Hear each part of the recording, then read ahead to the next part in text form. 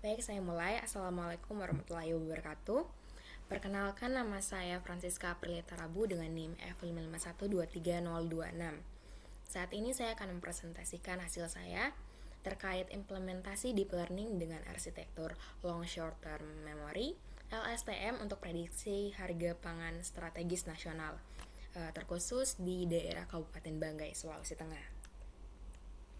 Nah, saya mengambil kasus ini dikarenakan latar belakang yang pertama masalah fluktuasi harga pangan di Kabupaten Banggai, dan yang kedua perlunya sistem pendukung keputusan yang proaktif bagi TPID. Rumusan masalah dan tujuan. Nah, masalahnya yaitu bagaimana membangun model LSTM ini yang mampu memprediksi harga pangan secara akurat. Tujuannya mengimplementasi arsitektur LSTM dengan 6 hidden layers dan bangun early warning system EWS berbasis web. Nah, kita masuk pada metodologi penelitian. Tahapan yang telah saya lakukan yaitu saya telah mengumpulkan data di PIHPS, kemudian saya lakukan preprocessing, saya latih model, kemudian saya deployment menggunakan Streamlit. Nah, untuk sumber data seperti yang telah saya katakan tadi, saya ambil di portal resmi PIHPS nasional. Nah, kemudian lokasinya untuk pasar tradisional di wilayah Kabupaten Banggai dengan rentang waktu 1 Maret 2025 sampai 28 Februari 2026. Saya ambil dengan data harian. Nah, komoditas strategis yang saya pakai yaitu beras, cabai, bawang, telur, daging ayam, daging sapi, minyak goreng, dan gula pasir. Jenis datanya saya pakai time series, satuannya rupiah per kilogram, dan terkait kondisinya mencakup fluktuasi hari raya dan fenomen di Banggai. Nah, tahapan pre-processing data saya lakukan data cleaning untuk hapus data-data yang kosong, terus saya transformasi untuk ubah teks, koma menjadi numerik agar dapat diolah secara komputasi. Kemudian saya normalisasi menggunakan min-max scaling, dan struktur datanya saya menggunakan teknik sliding window dengan ukuran jendela 7 hari. Jadi dia prediksi berdasarkan 7 hari sebelumnya untuk prediksi hari esok, 1 hari ke depan.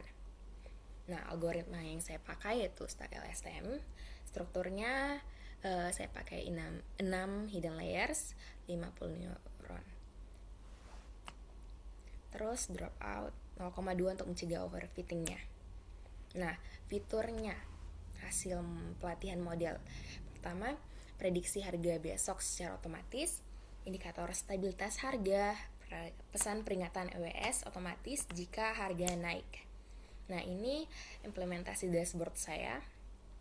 Nah, hasil dari model saya itu AP-nya 0,83%, termasuk dalam kategori sangat akurat. Terus hasilnya di sini saya ada bandingkan tren harga aktual dengan harga prediksinya.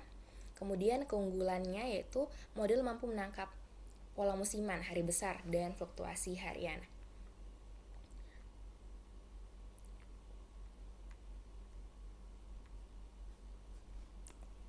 Mungkin di sini saya mau tampilkan webnya.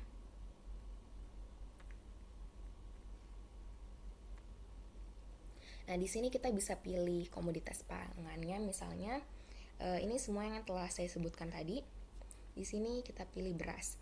Nah, di sini akurasi model yang telah saya dapatkan, kemudian harga terakhir dan harga prediksi untuk besok. Nah, di sini kita bisa lihat analisis fluktuasi harga berasnya. Jadi ada harga aktual sama harga olah LSTM. Terus di sini informasinya apakah dia tetap stabil ataukah ada peningkatan harganya. Kemudian kita lanjut pembahasan dan hasil analisis. Nah, kenapa saya pilih 6 layer? Karena itu untuk menangkap fitur temporal yang kompleks. Terus keterbatasannya dia mungkin sensitivitas, ada sensitif terhadap parameter dan data outliernya. Hasil dari model saya diharapkan dapat menjadi alat bantu nyata bagi TPID Kabupaten Banggai. Nah, kesimpulan yang dapat saya ambil yaitu yang pertama, model LSTM dengan 6 hidden layers berhasil memberikan prediksi harga dengan error di bawah 1%. Yang kedua yaitu sistem sudah terintegrasi dalam bentuk web, dashboard yang responsif. Dan yang ketiga, sistem efektif sebagai instrumen peringatan dini inflasi. Nah, sekian dari saya. Jika ada pertanyaan, dipersilahkan.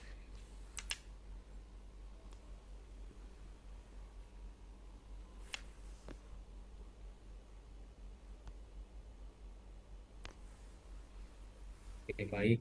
Saya ingin bertanya. Nah, pertanyaanku itu, kan tadi kamu menggunakan 6 hidden layer. Apakah sudah pernah coba menggunakan 2 atau 3 layer saja? Kemudian kalau misalkan layernya dikurangi, dampaknya. Baik, terima kasih untuk pertanyaannya. Jadi saya pilih 6 hidden layer itu hasil dari trial and error yang telah saya lakukan. Jadi pada awalnya saya telah coba dengan layer-layer yang lebih sedikit.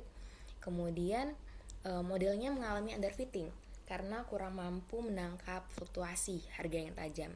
Jadi dengan menggunakan LSTM 6 layer ini, model memiliki kemampuan ekstraksi fitur yang lebih dalam untuk menangkap pola temporal yang kompleks. Jadi untuk menghindari resiko overfitting, saya juga telah menerapkan lapisan dropout yang telah saya paparkan tadi di setiap layernya. Jadi hasilnya model terbukti stabil dengan nilai MAP yang sangat rendah. Apakah ada pertanyaan Oke, lain? Mungkin dari saya. Assalamualaikum warahmatullahi wabarakatuh. Jadi untuk Francisca, saya ingin bertanya. Tadi kan di slide Ica, Francisca tadi kasih lihat nilai MAPE-nya. Dan itu sebesar 0,83% ya? Iya, betul. Ya, itu. Ini kan terbilang akurat ya, bahkan sudah mulai mendekati 100. Sedikit lagi 90, terus sedikit lagi 100. Bagaimana Francisca menjamin bahwa model ini tuh tidak sekedar menghafal data begitu atau mungkin kita bisa bilang overfitting dan tapi dia tuh bisa generalisasi data yang lain begitu, data baru. Mungkin Francisca bisa jelaskan. Kasih. Baik, terima kasih untuk pertanyaannya. Saya izin menjawab. Nah, untuk memastikan model ini tidak hanya sekedar hafal data saja. Jadi saya sudah membagi sebelumnya dataset menjadi data training dan data testing. Jadi nilai MAPE 0,83% ini adalah hasil evaluasi dari data uji. Jadi data yang belum pernah dipelajari oleh model sebelumnya. Selain itu, jika tadi teman-teman lihat grafik perbandingannya, hasil prediksi model masih punya selisih yang tipis dan masih termasuk wajar dalam data aktualnya. Dan bisa dikatakan bahwa model ini berhasil melakukan generalisasi pola tren harga dengan objektif. Jadi bukan sekedar melakukan copy paste dari data sebelumnya. Oh ya, makasih penjelasannya. Apakah ada pertanyaan selanjutnya? Saya. Jadi pertanyaan dari saya itu eh, dari dashboard yang sudah Ica tunjukkan di presentasinya Ica tadi, itu apa kegunaannya nyatanya untuk tim pengendali inflasi daerah. Terus bagaimana kalau misalnya besoknya itu harganya tiba-tiba melonjak karena bencana alam yang tidak ada pada data sebelumnya? Baik, terima kasih untuk pertanyaannya. Saya izin jawab lagi. Nah, manfaat utama dari dashboard saya itu sebagai instrumen deteksi dini. Jadi selama ini pengambilan keputusan itu seringkali bersifat reaktif. Jadi setelah harga naik baru diambil keputusan. Nah, dengan dashboard ini diharapkan TPID Kabupaten Banggai dapat melihat estimasi harga untuk hari-hari kedepannya, terutama tadi saya buat khusus hari esoknya secara otomatis. Jadi jika sistem mengeluarkan notifikasi peringatan Karena adanya potensi kenaikan harga yang tidak wajar, pemerintah dapat segera melakukan tindakan preventif, seperti pengecekan stok di gudang atau pelaksanaan operasi pasar yang lebih awal. Jadi sistem ini dapat mengubah pola kerja dari reaktif menjadi proaktif. Oke, makasih jawabannya. Terima kasih. Mungkin itu sekian dari saya. Assalamualaikum warahmatullahi wabarakatuh. Waalaikumsalam warahmatullahi wabarakatuh. Waalaikumsalam.